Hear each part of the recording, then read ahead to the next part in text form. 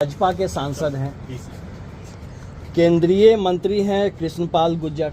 उन्होंने तुगलक लेन में अपने घर का नेम प्लेट का नाम बदल के विवेकानंद मार्ग रख लिया। अच्छी बात है, रख लिया। इसका मतलब वो अपनी देशभक्ति प्रदर्शित करना चाहते हैं। अच्छी बात है। उन्होंने मुगल क्रूर शासकों के खिलाफ आवाज उठाई, लेकिन फिर दूसरा पक्ष मोदी जी का यह है कि जब अमेरिका से उनका दोस्त राष्ट्रपति ट्रंप आता है तो उसको वो ताजमहल देखने के लिए भेजते हैं। किसने बनवाया ताजमहल? शाहजहां ने, मुगल शासक था। ओबामा को ताजमहल देखने के लिए भेजते हैं। किसने बनवाया? शाहजहां ने, मुगल शासक था। और छोड़ दीजिए, ट्रूडो हो, जितने भी राष्ट्रपति आते हैं उनको आप कहते हो जाके ताजमहल देखो, ये सबसे अच्छा हमारे यहाँ बिल्डिंग बना हुआ। किसने बनवाया उसको? मुगल शासक। तो उसको जिस दिन तोड़ना हो उस दिन तारीख हमको भी बता देंगे, हम भी फावड़ा उड़ा लेके चलेंगे उनके साथ। चलिए, फिर आ जाइए लाल किला। ये किसने बनवाया? शाहजहां ने बनवाया। हर 15 अगस्त को भारत के जितने भी प्रधानमंत्री हुए वो जाके वहां पे भाषण देते। तो जब भारत आजाद हो गया, आज हिंदुस्तान में देश के लोगों की सरकार है, हिंदुस्तानियों की सरकार है, और इस देश की परिधि में जितनी चीज है वो हमारी है। आप इसको तोड़ना चाहते हो, चलो तोड़ते हैं। यहीं पे लेडी हार्डिंग हॉस्पिटल बना हुआ है। वो कौन है? लॉर्ड हार्डिंग, जो वायसराय था भारत का, उसकी पत्नी के नाम पे लेडी हार्डिंग हॉस्पिटल बना हुआ है। अब आप मुझे बताइए कि अंग्रेज क्रूर शासक जिन्होंने 200 साल तक हिंदुस्तान को गुलाम बना के रखा, जो शहीद आजम भगत सिंह को फांसी पे चढ़ाते हैं, शहीद सुखदेव, शहीद राजगुरु, शहीद अशफाकुल्ला, शहीद रोशन सिंह, शहीद राजेंद्र दहड़ी, शहीद खुदीराम बोस, शहीद प्रफुल्ल चाकी, कितने नाम लूं? हिंदुस्तान के लाखों क्रांतिकारियों को जेल में भर भर के सड़ाते हैं, जिनके शासनकाल में जलियांवाला बाग कांड हुआ। उनकी क्रूरता पे भाजपा का एक भी नेता नहीं बोलता, एक भी नेता। क्यों?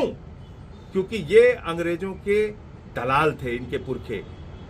आरएसएस के लोगों ने अंग्रेजों की दलाली की है, तिरंगे झंडे को अशुभ बताया है। मैं चाहता हूं जितने भी मुगल क्रूर शासक हैं हिंदुस्तान के अंदर, उसके ऊपर खुली चर्चा हो, और आरएसएस के लोगों ने आजादी के आंदोलन में जो गद्दारी की है उसके ऊपर खुली चर्चा हो, तिरंगे झंडे का जो विरोध किया है उसके ऊपर खुली चर्चा हो, श्यामा प्रसाद मुखर्जी ने जो अंग्रेज गवर्नर को चिट्ठी लिखी है और कहा है कि भारत छोड़ो आंदोलन को कुचल देना चाहिए, उसके ऊपर चर्चा हो। ये बात करेंगे देशभक्ति के, जिनका संगठन इसलिए निर्माण हुआ हिंदुस्तान के अंदर कि देश के साथ गद्दारी करो। गद्दारों की फौज आज बात करेगी देशभक्ति के ऊपर। तो सबसे बड़ा सवाल यह है, आप मुगल क्रूर शासकों की जितनी निशानी मिटाना चाहते हो आप मिटाओ, लेकिन फिर ये ड्रामे मत करो कि ताजमहल दिखाने के लिए भेजो। ये बंद करो। अभी इनका एक विधायक मैं देख रहा था, वो एक रेडी वाले से कर रहा है, कह रहा है मीट की दुकान बंद करो। अरे दम है, हिम्मत है तो मोदी से कहो दिल्ली में KFC बंद कराए, मैकडी बंद कराए, सारी एम्बेसी बंद कराएं कि मंगलवार को कहीं भी मीट, मुर्गा, मछली नहीं दिखेगा। रेडी वाले से लड़ रहे हो, तुम्हारी औकात रेडी वालों से लड़ने की है।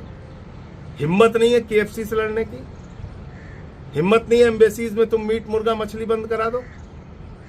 ड्रामे कर रहे हो। किस ओर ले जाना चाहते देश को? 94 लाख करोड़ रुपए 5 महीने में इस देश की आम जनता का शेयर मार्केट में डूब गया। 16 लाख करोड़ रुपए अपने दोस्तों का नरेंद्र मोदी ने माफ कर दिया। देश में 100 साल की आर्थिक असमानता आ गई, अमीर और गरीब के बीच की खाई बढ़ गई। 100 करोड़ लोगों के पास अपनी जरूरत के अतिरिक्त कुछ भी खरीदने की शक्ति खत्म हो गई।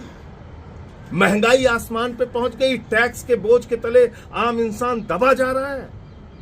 आप एक चर्चा नहीं करना चाहते उस पे। आप इन बातों की चर्चा करके असली मुद्दों को, जिंदगी की दुश्वारियों को, इंसानों की गरीबी को, बेरोजगारी को दबाना चाहते हैं। रोज नए ड्रामे। अरे आओ मैदान में। मैं तो कह रहा हूं, मैं जिस भी मंच पे आरएसएस की गद्दारी के बारे में बोलना हो मैं बोलने के लिए तैयार हूं। आरएसएस ने इस देश के अंदर आजादी के स्वतंत्रता संग्राम सेनानियों के खिलाफ मुखबिरी करने का काम किया है, अंग्रेजों के साथ मिलके देश को तोड़ने का और दलाली करने का काम किया है। ये इनका काला इतिहास है, इस पर चर्चा होनी चाहिए।